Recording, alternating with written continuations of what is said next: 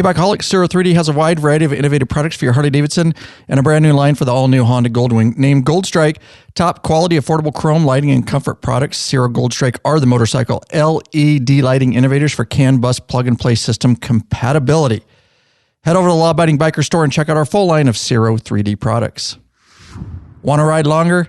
Tired of a sore and achy ass? Then fix it with a high-quality butt buffer seat cushion. Head over to the Law Abiding Biker store. Check out our full line of butt buffer seat cushions. Got an awesome interview for you guys today. Going to be a great episode. Stick around. Don't forget, guys, once you've had Rick Rack, you'll never go back. The ultimate motorcycle luggage rack solution. Forget those messy straps and bungee cords. Go strapless with a Rick Rack quick attach luggage system and quality bag. Head over to the Law Abiding Biker store. Get hooked up now. Big Daddy Kane and Goat down there ready to get it packaged up and shipped out to you guys. Here we go, guys.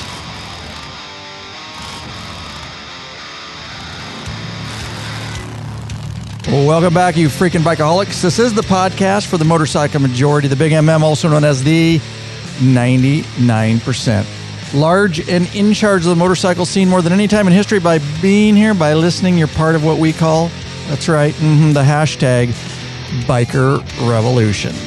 All right. Me and my special guest, I won't reveal it yet. We do have just one question for y'all before we get rolling. What are you waiting for, Bikeaholics? Mount up. Let us take you on another wild-ass ride. And I guarantee my guest can take you on a wilder ride than I can. We'll get into that. All right, guys, welcome back. Ryan Erlacher here, of course, your host of the Law Abiding Biker podcast and your high-tech redneck. Before we dive into this interview, couple things, guys. We're always throwing out new videos on the very popular YouTube channel, and this one's been out for a while, but I like to mention it when I can. So you can head over to the YouTube channel, or you can always get the show notes, of course, lawabidingbiker.com/whatever the episode number is, or whatever podcast platform you're listening on, or our app. The show notes are always right there for y'all. This one is a Harley-Davidson clutch cable assembly, side transmission cover removal. And again, it will be in the show notes. It's helped a lot of people. Go check it out. Of course, we love our sponsors up front. They definitely help support us and our mission to help educate, entertain, and inspire as many bikers as we can worldwide. But of course, these folks are also our beloved patron members who are sponsors of these episodes and more. These are some of our newest members that we're so happy to have. David Goldstein, Jeff Persley, Matthew Kanoy of Clovis, California, John Colgan of Orange, Australia, shout out Australia, Scott McFarlane of Clio, Wisconsin, I believe, and Keith Zizza of Woodland, Pennsylvania. Finishing it off, Fred Adams of Orlando, Florida, Dave Cure of Henderson, Nevada, and finally Melanie Keene, Leland, North Carolina. Thank you so much. lawabidingbiker.com/Patreon, Patreon. Pledge a certain amount per piece of content, no risk to y'all, because you can put a monthly cap. Of course, benefits such as t-shirt, stickers, you get in that private Facebook group, which is a troll-free zone. Nothing but bikers helping bikers. Access to our live video broadcasts and chat. Access to podcasts months before everybody else. And for all you top tier, access to our premium videos up on request. All right, with that said, guys, let's dive right into the interview. And who do I have the pleasure of speaking to today? Hey guys. Yeah. My name's Mallory Dobbs. I am a local amateur road racer here in the Pacific Northwest. 26 years old and I've been racing motorbikes here for a couple years now. Okay. Thanks for having me. Yeah, you bet. Yeah. Thanks for spending the afternoon with me. I think we're going to have a lot of fun. And I'll be up front. Our podcast, we reach a certain demographic. It's actually interesting for me and our episode. We've interviewed one other, you call it road racer before, and or sports bike racer. I'll get into that with you. Did really well. So because motorcycling as an entire sport, there's so many different niches within it, whether you're, touring, whether you're, you like custom choppers, whether you like to race, whether you like to drag race. I still think motorcycling in general is one big, huge community. We all just have our, certain areas. So it'll be fun to learn. So if I ask some questions, it's really because I'm dumb about it. And I'm actually curious. You're totally fine. Yeah. To understand it more. you're residing in right across the mountains from us, correct? Olympia, Washington area? Mm-hmm. Yes. Born and raised? Yeah, born in Olympia and moved to West Olympia for a little bit and still in Olympia. So, I lived here my whole life. I've traveled a little bit here and there, but mostly in the United States. My mom lives down in Texas now, so I travel down there every once in a while. But basically just Washington. That's all I know. That's where you're going to keep your base, huh?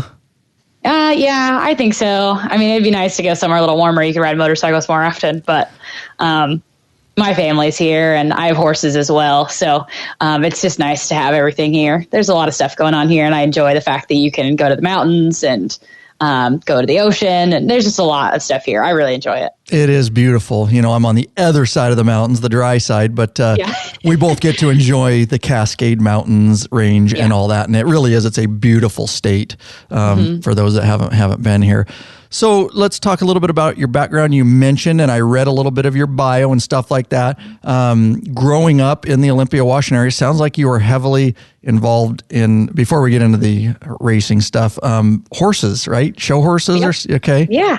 Yeah, I've shown performance horses since I was 10. So I basically, it's like the slowest discipline of horses that you could, basically you train them to go slow, and you get judged based on their movement and what they look like and their conformation and, just how they're built. And so I grew up doing that, and I went to Oklahoma, which is like the national level, and they call it the World Show, but it's, mainly just United States. And did that as a youth and came back with a world championship. And wow. I still have a passion for horses. That's still what I love to do, but switched to motorcycles about 4 years ago and kind of just mainly do more of that now. So. Okay. Did you have a background in motorcycles or family, or dad introduced them, or nothing? Nothing, actually. My dad is a gearhead for sure, but he does classic car restoration. So he sells parts, like reproduction parts for 60s Camaros, Chevelles, and Novas. Oh, okay. So I grew up with that, and I always, wrenched on cars and stuff growing up. And we did some quarter-mile drag stuff. We drag raced a little bit here and there. But I've never, and actually it's funny because I hated motorcycles up until, I don't know. I thought they were dangerous, and riding on the street seemed scary, and there's all these cars. And I had a boyfriend who bought a street bike, and I rode on the back of it for a couple months, and I said, this is not for me. I would like my own. Wow. Yeah. What type of bike? Was it a sports bike type? It was, yeah. Okay. So his bike was a CBR 600, and I ended up buying an R6 as my first bike, about 2007 R6S. Very cool. Yamaha. Only because I have daughters, what does dad think about you riding in the back of a bike with the boyfriend?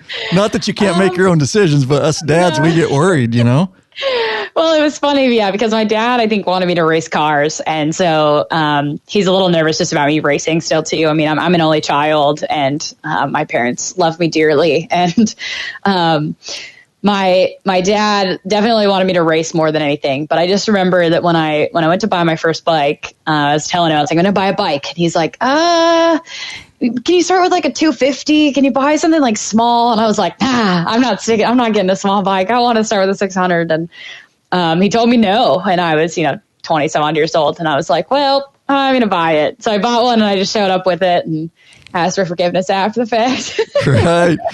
Oh my God. I'm just telling you, I get his concern. My daughter's old. She's about 16, my oldest. And I'm like, if she showed up on a motorcycle, I don't know what I would do. I'm so worried because of all the things that you mentioned. We know the dangers out, out and about. So, so he obviously was at a point where he just realized you're going to do it at that point, huh?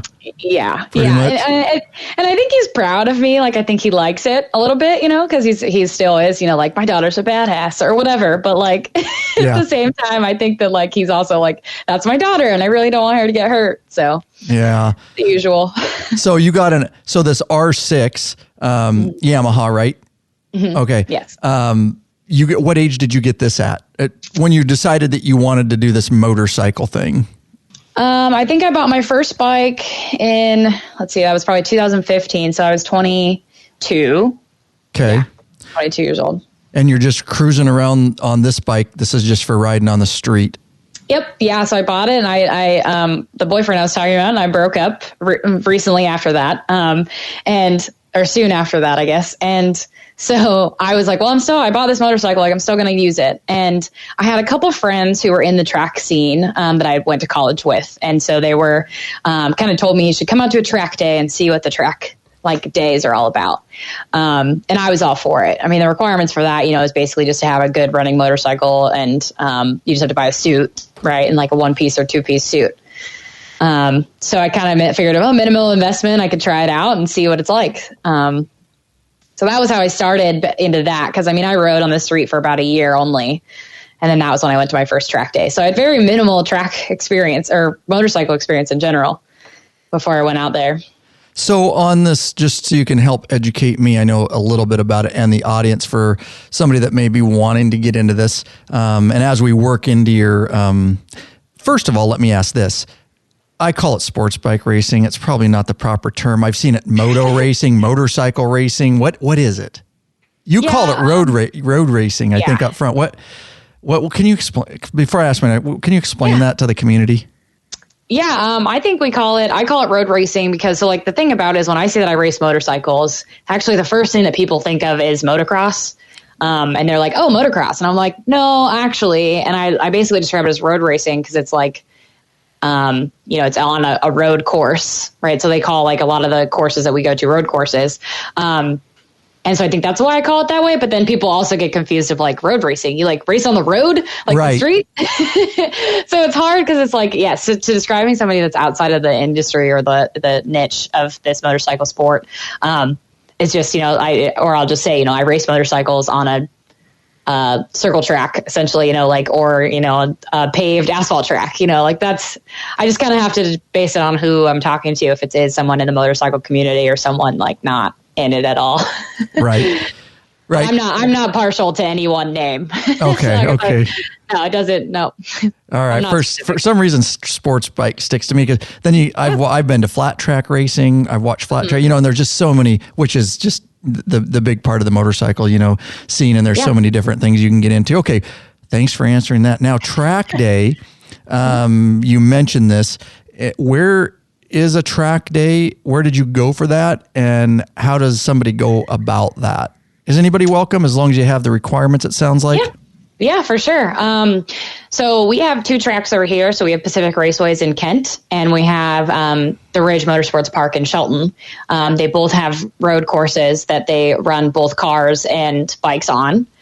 There are specific track day organizations that hold days for people. So like they have like Too Fast Track Days is an organization that I volunteer with. So I ride with them and instruct. And like I think Optimum Performance Rider Training. There's like 3 or 4 track day organizations, and they essentially rent the track, and it's like $200 to $300 for the day. And you show up with the appropriate gear and the appropriate motorcycle. You can pretty much take any motorcycle you want. Anybody, I've seen people with Harleys and cafe racers and all sorts of stuff out there, because some people just want to it's not necessarily geared towards racers, right? Some people use it for more training opportunities to get better at riding and seeing what their motorcycle can handle, so they can take that to their street riding ability, and they have a little bit more dexterity and a little bit more of just their understanding of how the motorcycle works. So yeah, anybody, all those websites for those track day organizations have like the list of requirements. You go to a little riders meeting. They split up the groups, so it's based on speed and experience. So like if you're starting out and you've never been to a track day, you start out in like the 100 level group, and you sign up for that group, and then everybody generally is around the same speed, so there's not the big speed differential. And then you just ride 20 minutes a session each hour for however many hours until you're tired, which doesn't take very long. Yeah, right. Especially if you haven't done that before. Yeah. What kind of gear are we looking at here? You got to have the full leather suit or for you track can have day? A 2-piece. Yeah, I think most of them require leather. I don't think any of them allow textile, but it can be a 1 or 2-piece leather suit. And it could be, I think you can have, there's different requirements for racing and track days, so you have to forgive me. But I think leather gloves that cover your wrist are required. And then I think just boots that cover your ankles. I've seen people that wear like work boots and things, that just like come up above their suit or their pants. I've seen some interesting stuff, but they're a little bit more lax about track day stuff. I mean, mainly it's just, be common sense. And if you want to protect yourself, great. Just there's a general minimum, but yeah. Have you seen a lot of people go down on track day? Yes. Yes, I have. I've seen plenty of my fair share of crashes in front of me, behind me. No one's actually hit me, knock on wood. Yeah, no doubt. I've crashed. It's one of those things, Yeah.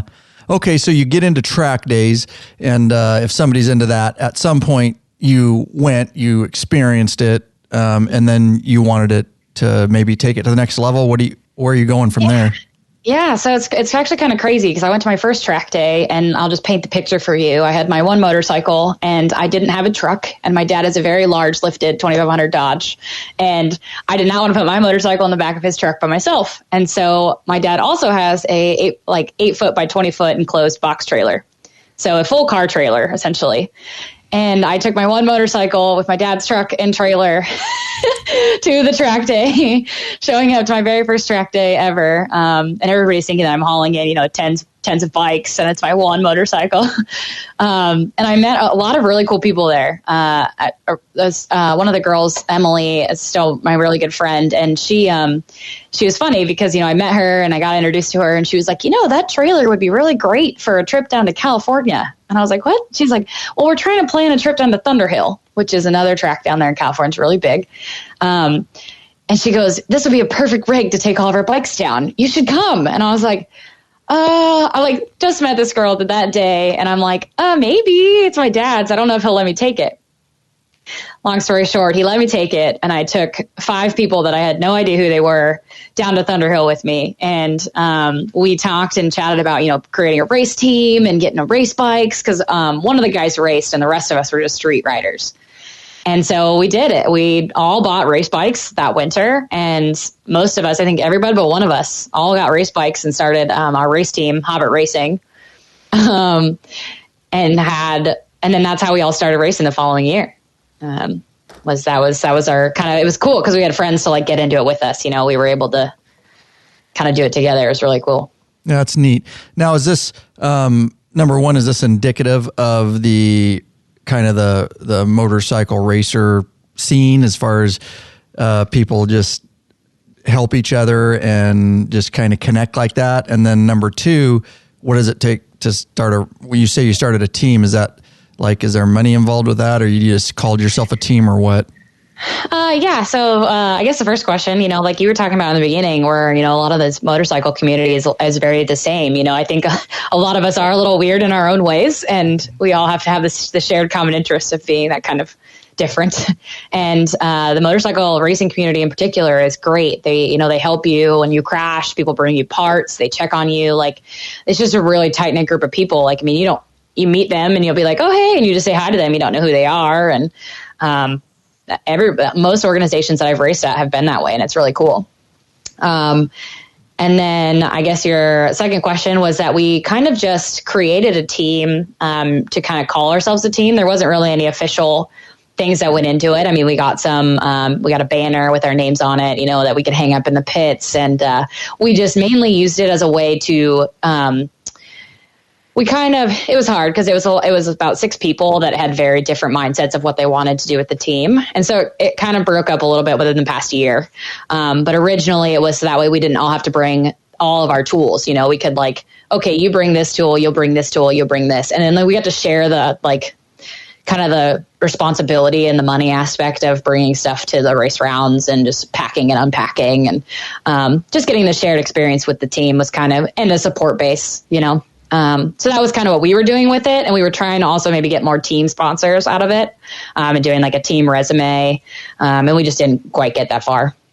So. Okay. All right. Yeah. This California track, do you go down there often, or was this just a few times, or? Yeah, we went down there once a year for 2 or 3 years. And we just went down for track days, and I haven't been down since. So since my beginning racer start, I haven't been down to Thunderhill. This last month, I just went down to Chuckwalla Valley, which is another racetrack in South California. It's in Desert Valley. That was the first time going down there. They do a winter series down there because it's so hot in the summer. So I'm actually racing with them this winter for the first time. So I'm kind of just trying to travel and get a little bit more experience. But Thunderhill is probably one of my favorite tracks. It's a really cool racetrack down there.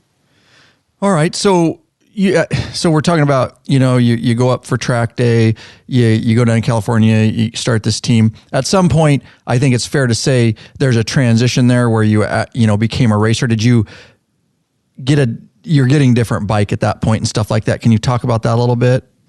Yeah, I bought to start because I didn't know if I was going to like racing. I did minimal investment, right? So I bought an 03 R6. It was also a Yamaha. It was the first year they went from carbureted to fuel injected.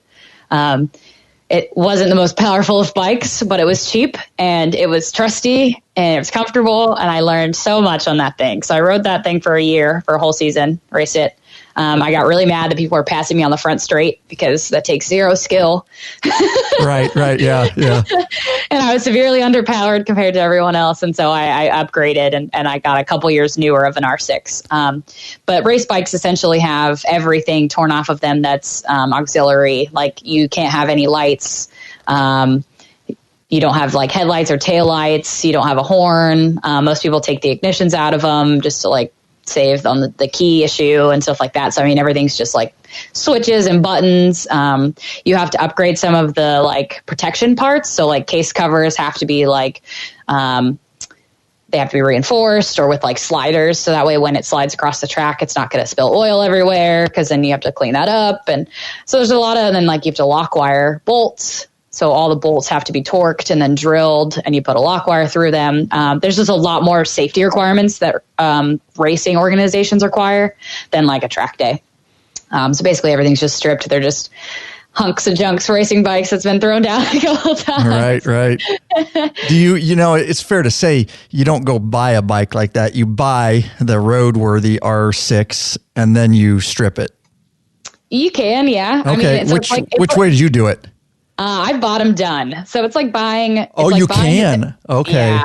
Well, you buy them used from like people that have already done them, So like it's kind of like a race car, right? Somebody builds or restores a race car. They put more money into it building it from scratch than what they get out of it when they sell it. So it's the same situation here where like you could buy a race bike cheaper than you can build your own, but then you don't get the cool building of your own motorcycle. So I've always bought them done, pre-raced, already kind of put together. So then they're race ready for me and I just take it and run it. Yeah. So I've had to work on them quite a bit, but yeah. It sounds like you do some, it sounds like because you're taking tools down there, I hear you saying stuff like that. And you have a background from listening to you wrenching on hot rods with your dad or classic cars. Yeah. Do you, on your bike that you bought, do you do a lot of the wrenching on it? I mean, or do you ever have to take it in or do you do most of it? I do most of it. Most shops are a little bit weird about working on race bikes because they are kind of like, and I guess in lack of a better word, haggard. They've seen better days, right? They've been through a lot. So as far as I've always had older race bikes, so they're a little bit easier to work on, less electronics. And I mean, the components are there, but typically I'm just doing like maintenance stuff. Most of my crashes have been pretty minor. I've had one major crash. My bike actually fared better than I did. But as far as like parts, I mean, I've changed spark plugs, changed the oil, anything like that. I mean, just minor stuff, changing tires, chains, just typical maintenance mostly. Once you start taking case covers off, I'm out. Right. Okay. You see engine internals and I'm like, nope. Fair enough. Yeah. I get that. That's a whole nother skill set. So maintenance, brakes, tires, stuff like that. Do they have like, cause most of those tires, you'd have to have like a tire machine to get those off. Do they have those at the track for you to use or? Yeah, they have manufacturers that are there. So like tire reps and vendors that will change your tires for you. So you pull them off and you just bring them over to them and then they'll sell you a tire and they'll swap them out for you. Gotcha. Nice. Okay. Are you still running the same bike then? The one you mentioned? No, so I bought an 06 R6. So I've had Yamahas pretty much my whole entire racing career. Okay. So yeah, I have another R600 that I bought, and then some people say that I have a bike problem because I have like 5 at the moment. But there was a good deal on one. My buddy crashed and he couldn't get it to run and sold it to me for $2,000. It was a couple years newer, so I have an 08 that's sitting in my garage that just needs a little love, and I think that'll be my new to me race bike. Very cool. Nothing wrong with having multiple bikes. I've got 4 sitting over here right now. That's what motorcycle people do, right? They just show up in my garage. Right. I don't know what happens. Yeah, exactly. What to get into one of these? You mentioned that one was about $2,000 for somebody that was listening that might be interested. What's a range for that type? I know it can probably as you get up, but 2,000 to 5,000 or what? Yeah. I mean, I bought my first bike, that 03 R6 for $1,500, and it came with a bunch of spares and all sorts of stuff. Like the guy was just getting out of racing and he didn't want to do it anymore. And obviously an older bike, so it wasn't really worth a whole lot. So I bought that one for $1,500. The bike I currently race was 3. But I mean, you can get an 08 or 09 R6 or, any middle range race bike that will last you, a couple of years for anywhere. From $3,000 to $5,000, a decent one. And I mean, from there, that just gets you the motorcycle and hopefully maybe an extra set of wheels if you need them. Because, sometimes you're doing a lot of tire swaps and, that kind of stuff. But it's very, as far as the racing, the entries are expensive, right? Like I pay anywhere from $300 to $600 a weekend in race entry fees to race certain races. Cause they're, they each cost. And then there's like a general flat fee and, that's all run by the organization. But, tires are probably the biggest expense, but yeah, I can understand that. Do you have anybody, it sounds like there's a lot to it, obviously. And you're racing on the weekends. We'll get into that a little bit, but do you have anybody helping you as far as behind you? Or do you just go by yourself? Is this a one girl show or what? Yeah. So, I recently broke up with my fiance, and we were racing together. So kind of the two of us both raced and we would both go and unpack everything and pack everything and kind of just be our helpers. We couldn't work on bikes together. Our brains operated differently. That happens. I'm an engineer and he's a mechanic. So it was it didn't quite work.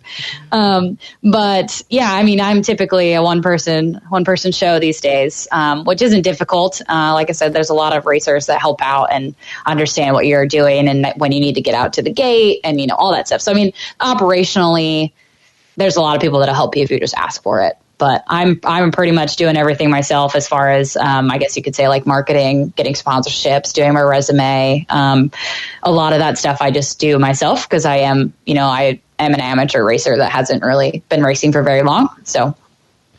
Okay. Speak about that because that's what I'm always curious about. So at this point, you're in an amateur class, it sounds like. I don't understand all the different classes. I assume from the limited knowledge I do have, you start, as an amateur, and correct me if I'm wrong on this, but you're weekend racing, you're paying to get into your races. It seems like a lot of racers, it's kind of a one-man show, especially at the beginning, and you kind of have to wear just a lot of different hats. Can you explain that? And then kind of the different classes of where amateur and on up? Yeah. So they actually start, a lot of organizations do it differently, but so for Washington, they start you out as a novice. So you actually start out with, go to a school, you go to a class, an in-classroom portion, and then you do a track day portion. And those are your training opportunities to get, people that are brand new to racing or haven't really been to very many track days can do that. And then they'll get you a novice race license. And then you hold that novice race license until you've finished up, a minimum of 10 races. And so the novice races have specific races on the weekend. They race by themselves. So all the novices race together. And then once you're done with your novice graduation requirements, you get up to the expert. So I'm an expert amateur. Okay. But then they give you an expert license and then you can race in whatever classes you want during the weekend. So I race in the 600 Super Sport and 600 Super Bike classes, which are the bigger classes in our racing organization. And then from there, that's just me being local guy.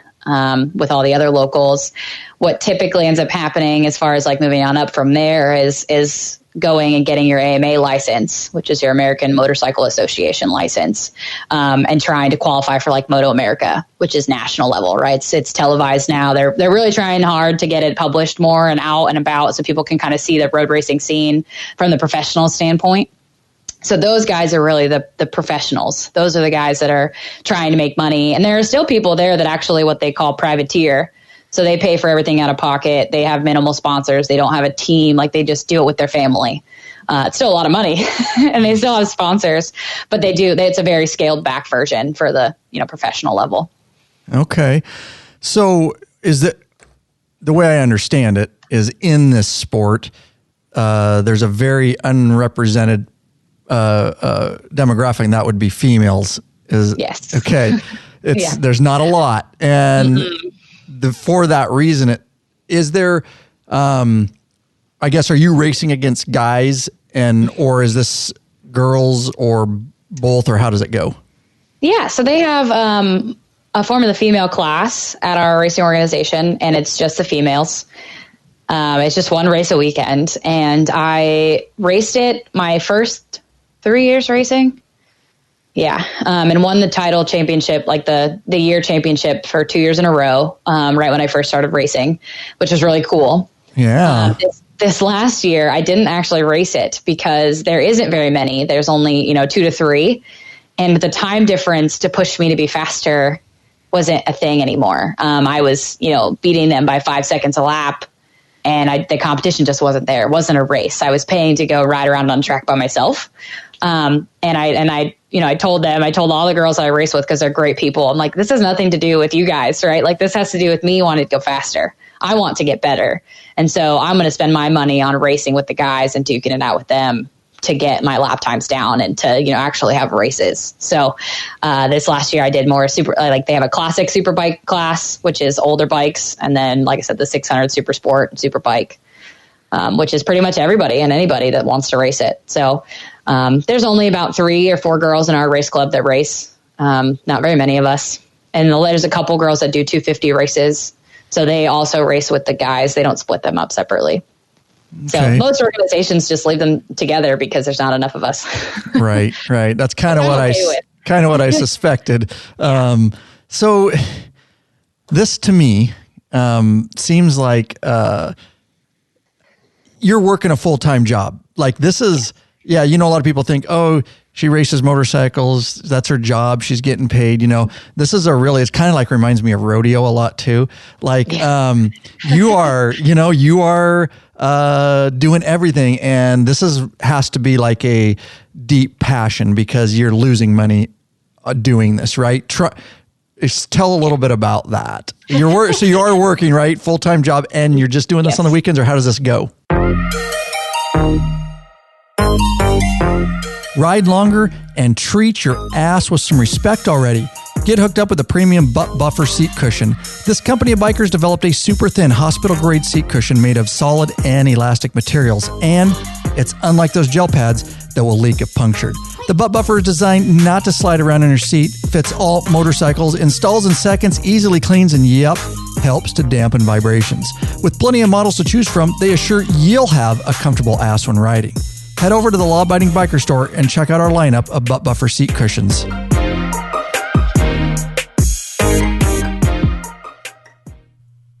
Are you searching for the easiest and quickest attachable luggage system for your motorcycle? Rick Rack has just what you're looking for. Forget those frustrating straps and bungee cords that can come loose and slap your paint. Check out one of Rick Rack's awesome quick attach strapless luggage rack systems. This father-son team designed something really special. You can't find it anywhere else. Yep. And these guys ride, so they truly understand the needs of bikers. The Rick Rack Quick Attach system is strong, durable, and secure with a lockable system. Also, check out their full line of quality touring bags to accompany your quick detach system. Once you use Rick Rack, you'll never go back. What are you waiting for, Bikeaholics? Head over lawabidingbiker.com/store and check out our full line of Rick Rack luggage systems. Hey, Bikeaholics! Searching for new and exciting motorcycle products? 03D has just what you're looking for. Check out their wide variety of innovative products for Harley-Davidson and Honda Goldwing motorcycles. 03D's got your back with chrome and black parts, lighting, and other comfort products. No modifying, cutting, grinding, or welding for an easy installation. That equals less time installing and more time riding. 03D has a design team with over 40 years experience with a passion for design and innovation. CAN bus made simple with a plug-and-play lighting system. They pride themselves on great customer service. Got a question? Email them. sales@03d.com. Give them a call, 715-808-0027. Check out your local Harley or Honda dealership and ask for Zero or Gold Strike parts. A new leader has emerged.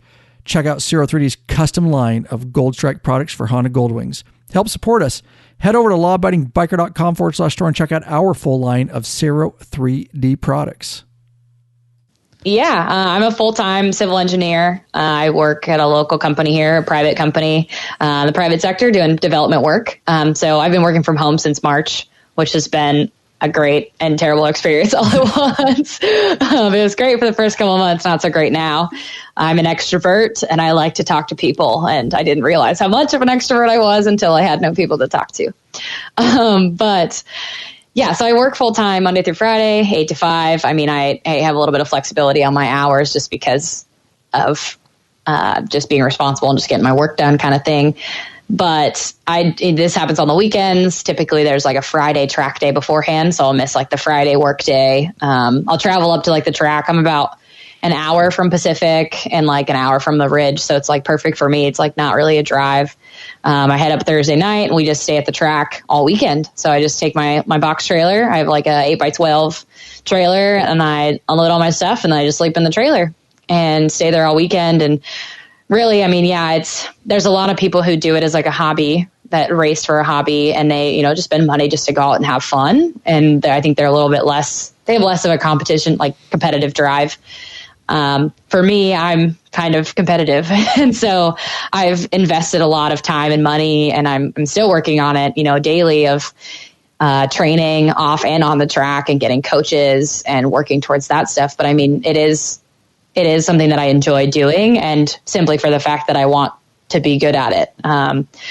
There's no real other benefit, right? Like I'm spending, lots of money to go ride around in circles, right?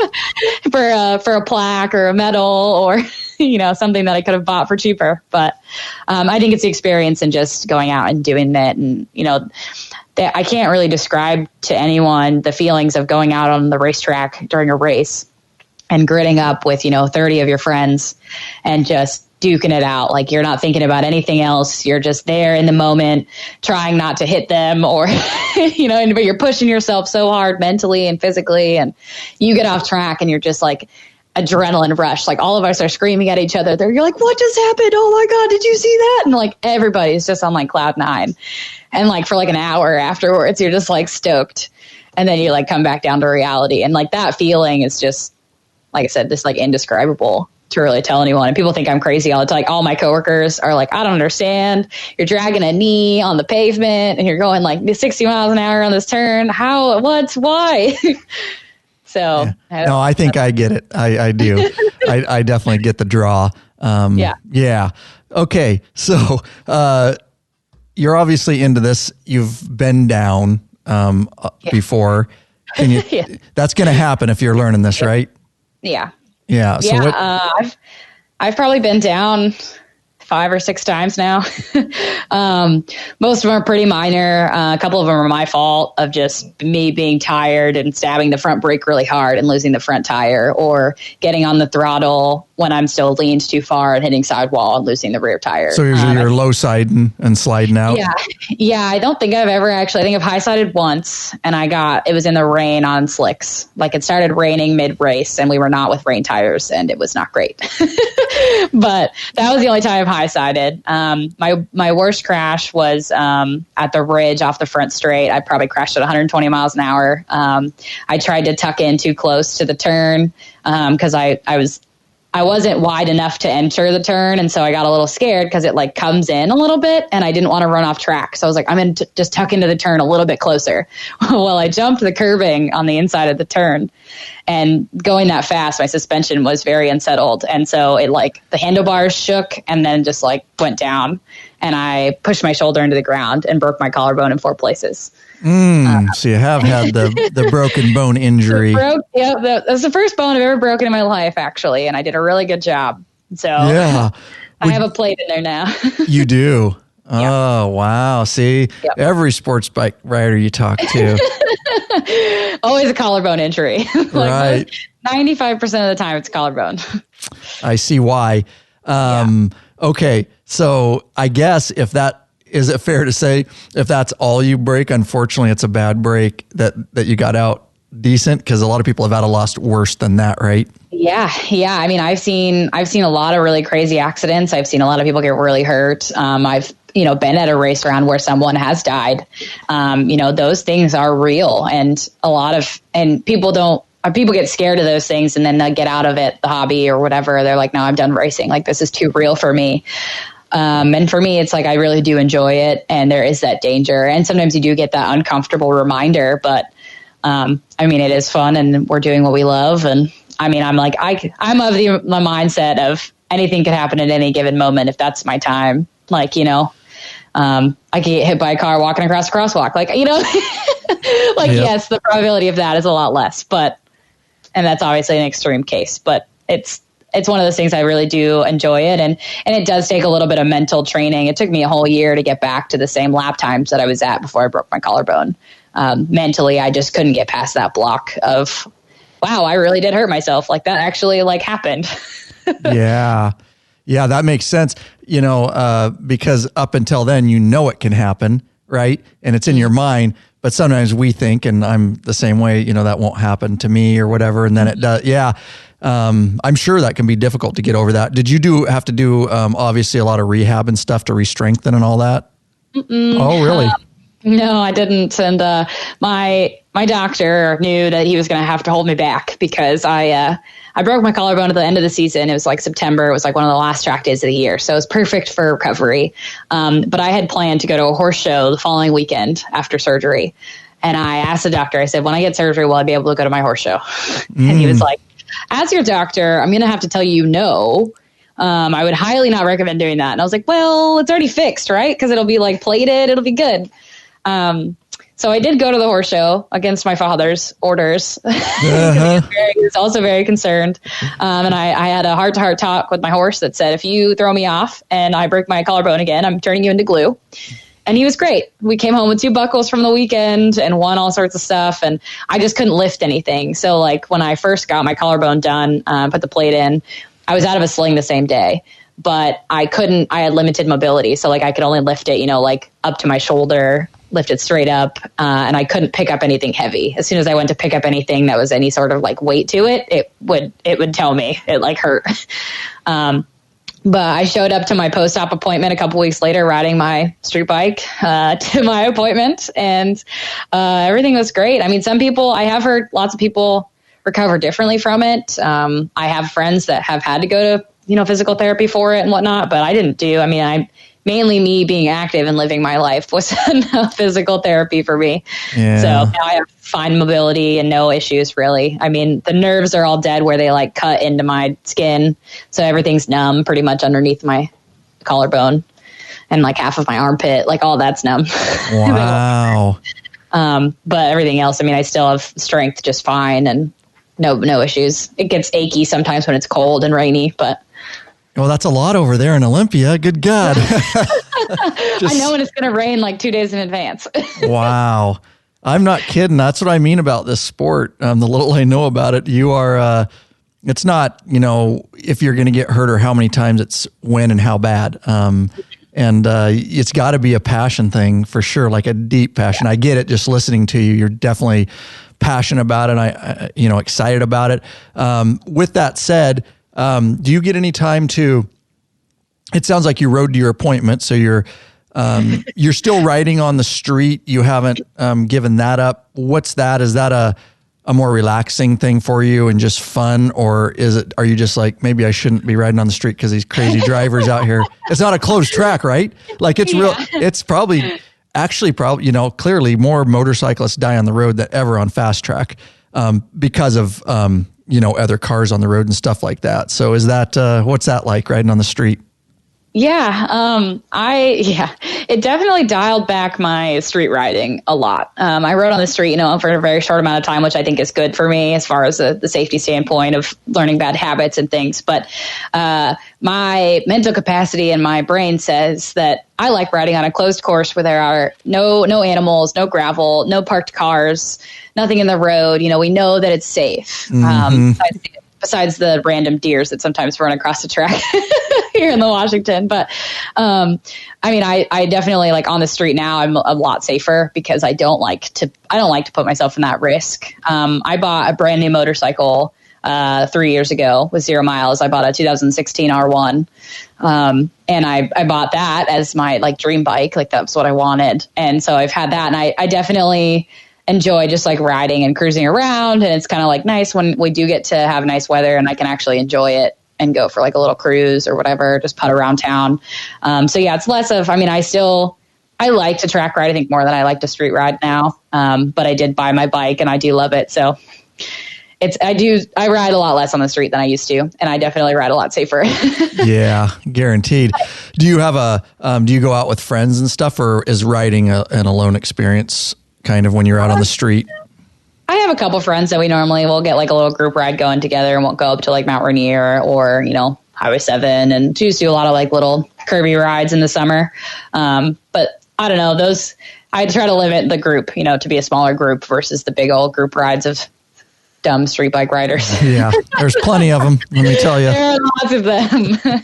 So I try not to do those anymore. Yeah, I don't blame you. Well, there's some beautiful riding around here, especially Mount Rainier for sure. Yeah. All right, so I guess I want to dive in a little bit into,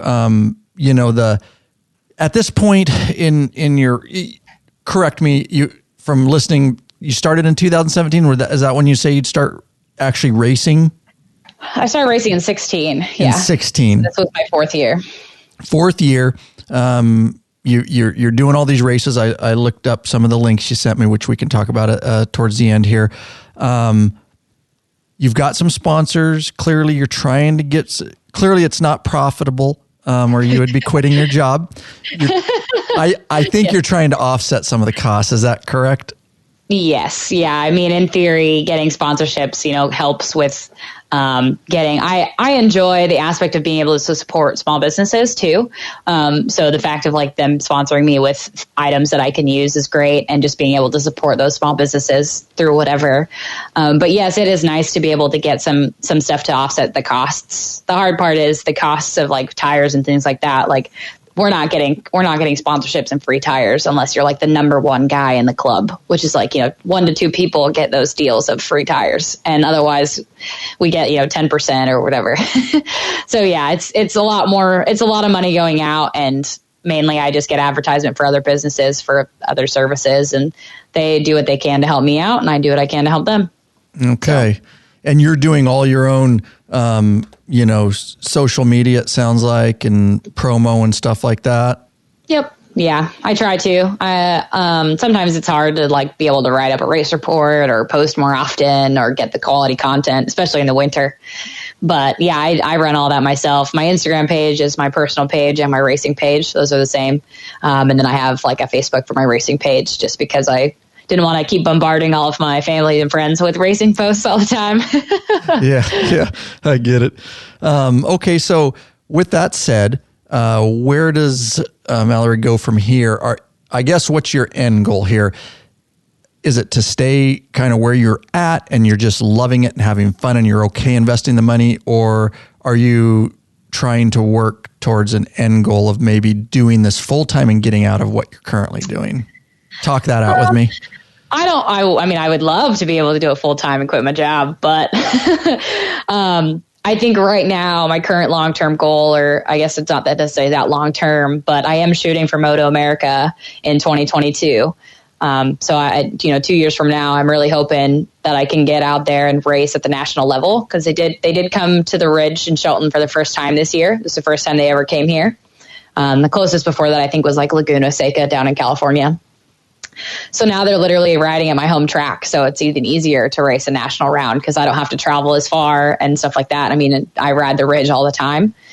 So I'm really shooting at least for one round of Moto America. And the hard part about that is I'll have the points to qualify, but I got to get my lap times down. Because like you have to get cumulative season points before in the class that you're going to race in. So in order to get your license, you have to get a certain number of points to get your license. And that's just not necessarily wins, but just placing in races and getting cumulative points.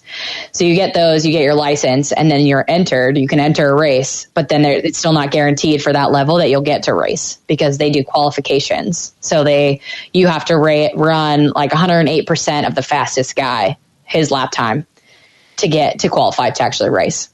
So it'd be a really big letdown to get all the way there and then not be able to qualify and then not be able to race, right? Because I don't think you get any of your money back. You don't really get a return.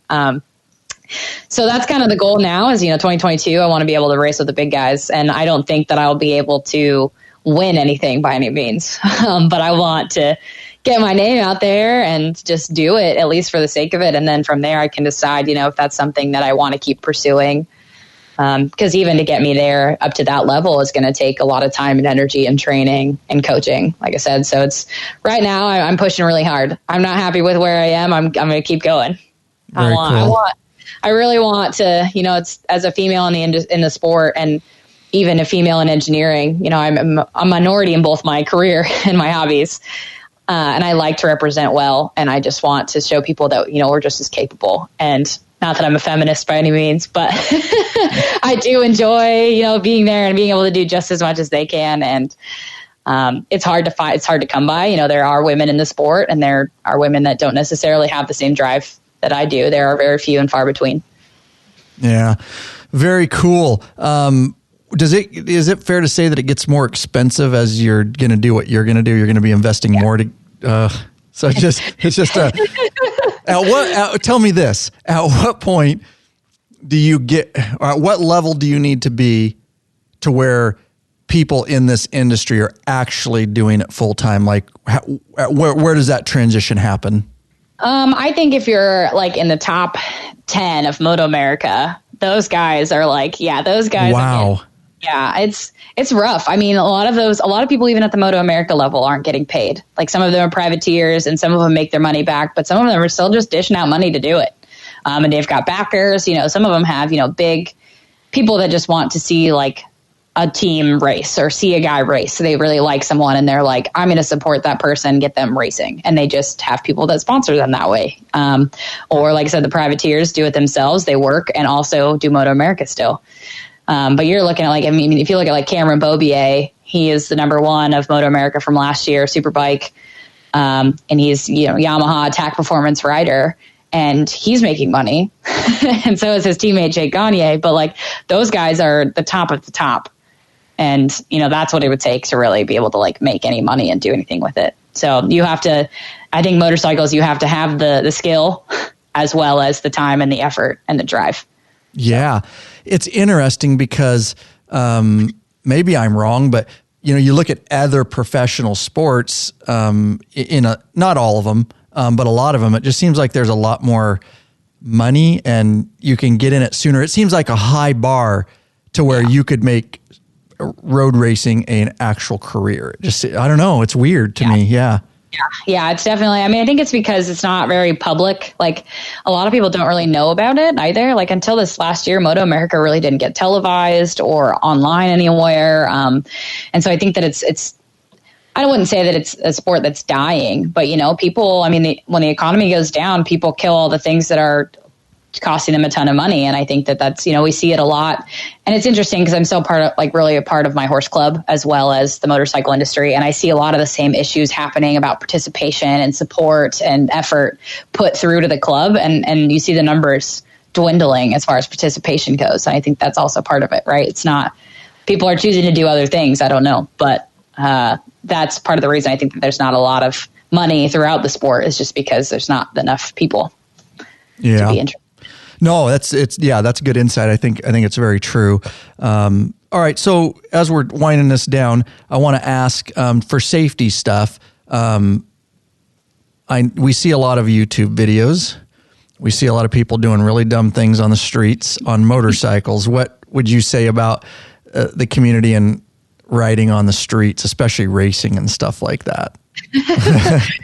I was one of those people doing stupid stuff on the street. I have a YouTube video of my friends wheeling all the time around, when we were driving around, and I got a friend who looped his motorcycle right in front of me and I got it all on GoPro. I've been there and I've seen it all happen. And a lot of the racers that I race with don't ride on the street anymore. They only do track stuff because same reason. They're just like, it's not worth the risk. It's not worth it to me. It's not fun anymore because I want to go fast and I can't because it's the street. And so they just choose to stick to the track now instead. And so that's a lot of those people that transition. And I tell people that when they start going to like a track day or whatever, I'm like, street riding is going to be ruined for you. Yeah. You might never go back. So, and that happens more often than not, I think, just because it is a great environment and great situation to be in versus the street. Yeah, I've heard that a lot, and I totally get it because I've been on closed tracks myself, and where you can just push it to as fast as the bike will go, basically, and and then you go back to the street and you're like, okay, you got to use your head a lot again. You have to worry about that car stopped in the middle of the road around that corner, and the deer running out and all that. So it's kind of a hard transition to go back to just dial it back. You save that for the track. So I totally get it. Yeah, right. So if people want to support you, if they want to follow you and stuff like that, we're certainly rooting for you, and you're definitely passionate about it. It's fun talking to you. Where can they follow you? Just some plugs, social media, contact, website, stuff like that. Yeah. If you just look me up, Mallory Dobbs on Facebook, it should come up as my racing page. And I also have, I think my Instagram is linked there as well. I don't have a website or anything for my racing that's separate from my Facebook. That's currently how I'm running things, but maybe in the future I'll have my own website. Who knows? Yeah. Heck yeah. Options are limitless, but for now it's small. Right, Nate.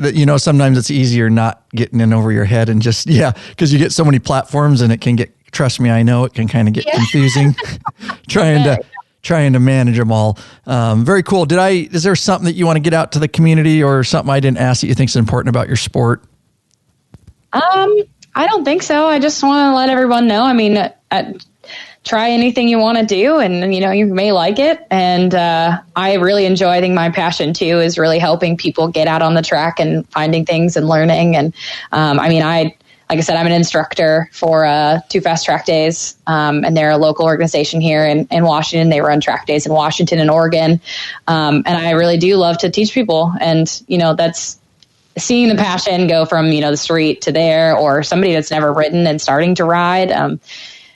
I don't know. It's especially for women, it's one of those things. Don't let anybody tell you can't do it, because you can.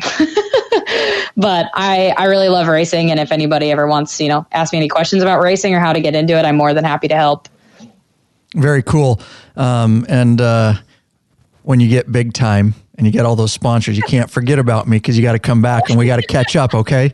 Heck yeah, I will. Well, it was actually super funny. I was down in Chuckwalla Valley and I met Keanu Reeves down there. He was at the track riding a motorcycle, just riding at the track day like a normal person. So I posted that on my social media and got tons of people to follow me from that. So, we're working our way up to the big time. I'm meeting celebrities. So. Oh, that's very cool. He's a big motorcycle guy. Yeah. Building custom bikes and Yeah, it was crazy. One of the coaches that was down there asked him, and this is actually an interesting thing I think for listeners too.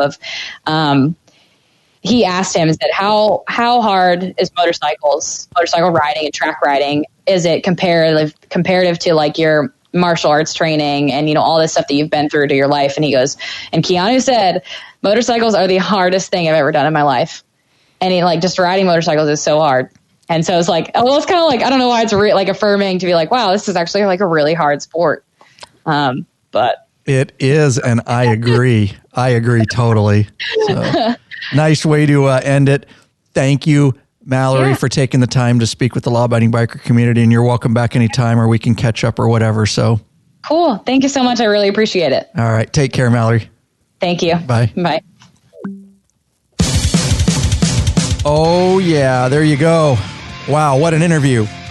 Great time talking with Mallory Dobbs of Olympia, Washington. Road racer, sports bike racer, motorcycle racer, whatever you want to call it. That's what it's all about, guys. She is definitely passionate about it. Talking to her there, clearly loving what she's doing. We wish her the best of luck as she moves forward in that career, guys. Hope you enjoyed that interview. I want to give it a shout out to Anthony Peters. He's a patron member.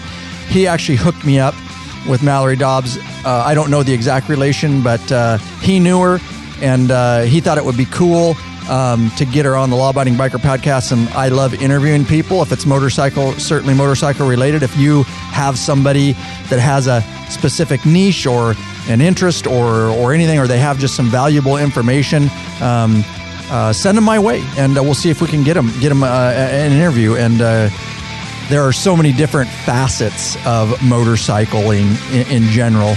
And I like to cover them all because I find all of them interesting, although I'm only involved in certain, specific ones. There are just an array of different people, experiences, and all that. So we love to share them with the law-abiding biker community. We have the platform. We're definitely, you guys know us over the years, we're willing to share the platform and get people like Mallory on here. All right, guys. Call to action. You know it. What shall we do? It's a secret. I'm scrolling through here. What is it gonna be? Speaking of wrenching on bikes, don't get stranded, bikeaholics. Get hooked up with our Cruise Tools RTH3 roll-up travel toolkit for Harley-Davidson and American-made V-Twins motorcycles. We also have one for Indian motorcycle guys. Specific to that, why get stranded and have your bike towed over a small repair? That's right. This quality-made toolkit has everything you need for a roadside emergency repair. It's all ready for you. It has the basic tools, what you're going to need. It rolls up. It's super neat, easy. Instead of trying to source out a bunch of different tools or steal from your toolbox, it just makes it really easy. Tried and tested by the law-abiding biker crew. Yep, it has our stamp of approval. We've used it multiple times on our 9-day, 10-day road trips, and you've seen it in some of the documentary films. It's not a joke. It has saved us. And get it already. That's the Cruise Tool RTH3, and there's other models for other bikes, and of course the Indian models and all that. We brought it right to our store, lawabidingbiker.com/store. Nothing but 5-star reviews. Big Daddy Kane and Grant, who run the Law Abiding Biker store, have them in stock and ready to ship them to you right now, guys. Thanks for your support. We appreciate it. We're at whatever podcast platform you're listening to on. Listening to this, please, iTunes, Stitcher, Spotify, we're everywhere, Amazon, and wherever. Please leave us a 10-star review if you can. If you can't, at least leave a 5-star review. We appreciate it. It helps bump us up in the rankings so more bikers around the world can find us and join this thing we call, you know it, say it with me, the Biker Revolution.